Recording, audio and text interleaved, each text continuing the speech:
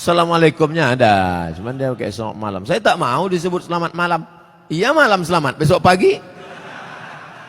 Apalagi udah kena laporkan nih, ngeri-ngeri juga gitu kan. Iya, janganlah kalian mancing-mancing. Saya hamba Allah Pak Ustadz, alhamdulillah. Sekarang banyak orang hamba harta, hamba kuasa, hamba setan, hamba hantu. Bagaimana cara menjaga sholat agar lebih khusyuk dan tak malas Pak Ustadz? Itu nampak api kan?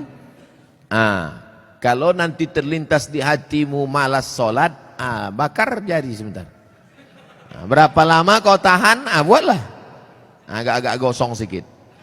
Hai tangan, tahan kau masuk neraka nanti tangan. Nama kau nanti nama nerakanya neraka sakor. Masalakakum fi sakar. Kenapa kau masuk dalam neraka sakar? Lam naku minal musallin, karena tak sholat.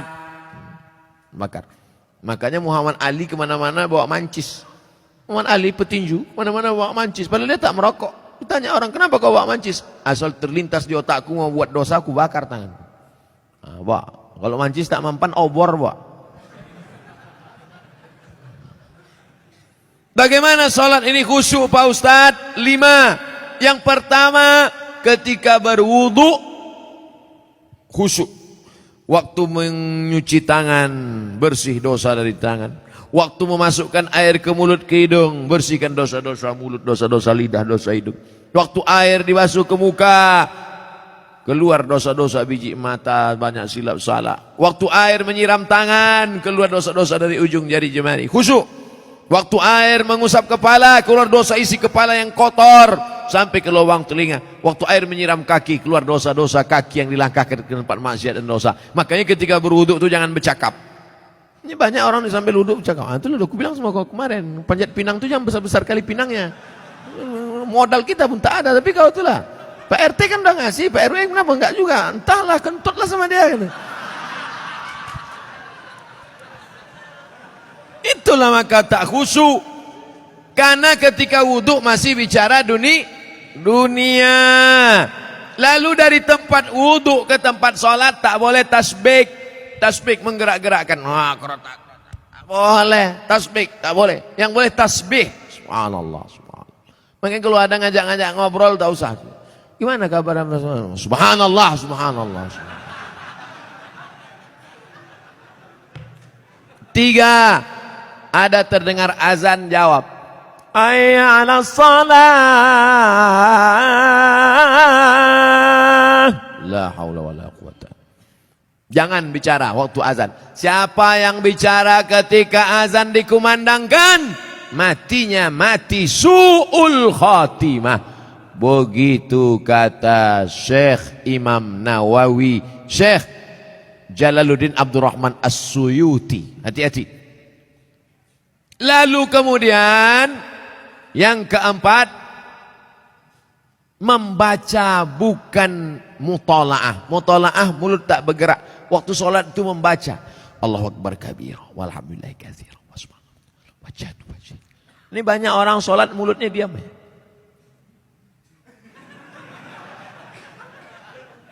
Mulut membaca. Karena di situ disebut qiraah. Qiraah artinya membaca. Bismillahirrahmanirrahim. Alhamdulillah.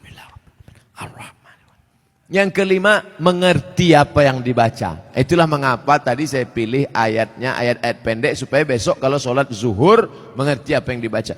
Wailul likulli humazatil lumazah alladzi jama'a malahu wa'addada. Kebetulan kawan di sebelah itu asik ngumpul-ngumpul harta. Jama'a malahu wa'addada. Yahsabu anna malahu akhladah. Kalla la yumbadanna fil hutamah. Apa hukumnya mencium istri sedang berpuasa? Istri siapa?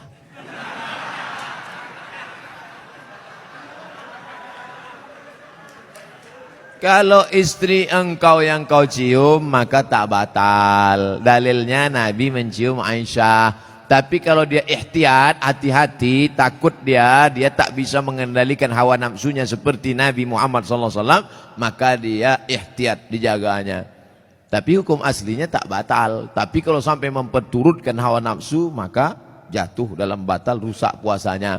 Man lam yada imsakun nafsi, menahan diri, anil mahzurati, dari semua yang terlarang, min tulu'il fajri, dari terbit fajar, ila ghurubi syamsi, sampai tenggelam matahari. Itu definisi puasa. Kalau adakah dalil yang menjelaskan tentang tahlilan? La ilaha illallah, la ilaha illallah, la ilaha illallah. Itu artinya tahlil. Tasbih, subhanallah. Tahmid, alhamdulillah. Takbir, Allahu Akbar. Tahlil, la ilaha illallah.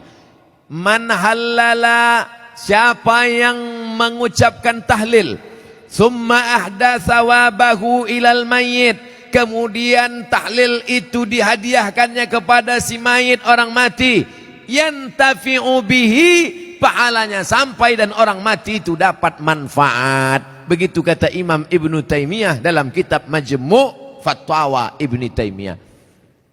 Kenapa Ustaz pilih pendapat Ibnu Taimiyah? Karena yang banyak melarang-melarang nih sekarang anak-anak buahnya Ibnu Taimiyah. Paham? Padahal Imam Ibnu Taimiyah dalam Majmu' Fatawa mengatakan siapa yang mengucapkan tahlil dihadiahkannya pahalanya pada yang meninggal sampai. Kalau dimasakkannya bubur kacang hijau, kenapa Ustaz tiba-tiba ingat bubur kacang hijau? Oke, bubur jagung kalau gitu. Lalu kemudian dihadiahkannya pahalanya untuk almarhum. Sampai apa tak sampai? Sampai. Mana dalilnya? Mana? Kata Sa'ad, ummi matat, makku mati. Afa atasaddaqu anha? Kalau aku bersedekah, pahalanya sampai tak untuk emakku? Kata Nabi, tasaddaq, sampai. Sedekah enggak? Sedekah. Ayu sadaqatu afdal? Apa sedekah yang paling afdal? Kata Nabi, saqyul ma'. Sedekah yang paling afdal mengasih air minum. Kalau air minum saja sampai, apalagi gulai baung. Artinya sedekah sampai. Sedekah sampai. Tahlil sampai. Apa lagi? Bacaan Quran. Yasin wal Qur'anil Hakim, innaka laminal mursalin. Sampai apa tak sampai bacaan Quran pada orang meninggal dunia? Sampai. Bacaan Quran untuk orang meninggal dunia sampai. Mana dalilnya? Ketika Nabi SAW melewati suatu makam, diambilnya pelepah korma, ditusukkannya ke makam itu. La'allallaha an yukhaffifa adzabahuma ma lam yaibasa. Tasbih pelepah korma sampai pada orang yang meninggal. Apa komentar Imam Nawawi dalam kitab Majmu', dalam kitab Al-Minhaj Syarah Sahih Muslim Ibn Al-Ajjaj?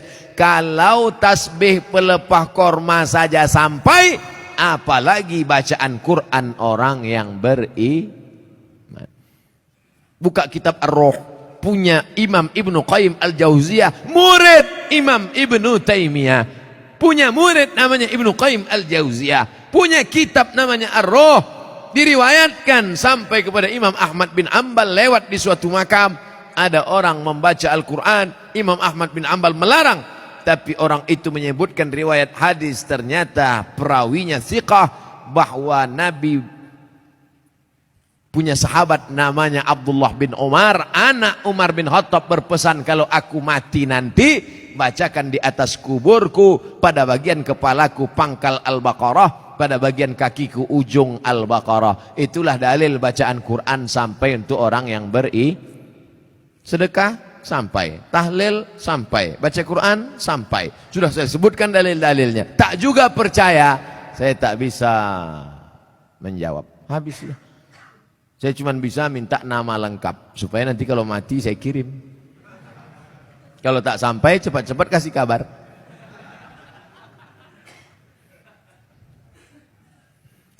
Mengazankan anak baru lahir itu apa dalilnya Pak Ustadz? Nabi mengazankan ke telinga Sayyidina Al-Hasan, anak Fatimah radhiyallahu anha, adzanas shalah, bunyinya seperti azan waktu azan salat. Hadisnya disebutkan dalam kitab Sunan At-Tirmidzi. Nama kitab Sunan Tirmidzi, nama lainnya Jami' At-Tirmidzi. Status hadisnya hadisun hasan, hadis paling tinggi sahih, di bawah sahih Hasan, tentang mengazankan bayi. Anak saya mengazankan. Allahu Akbar, Allahu Akbar. Tapi tidak kuat macam itu. Terkejutlah dia. Nah, makanya bapak ibu yang hamil sekarang istrinya nanti bapak azankan. Tapi yang anak sudah lahir tak usah azankan lagi. Ini anak udah semester 2. Balik dari sini, sini sebentar. Allahu Akbar. Apanya ayah ini gitu.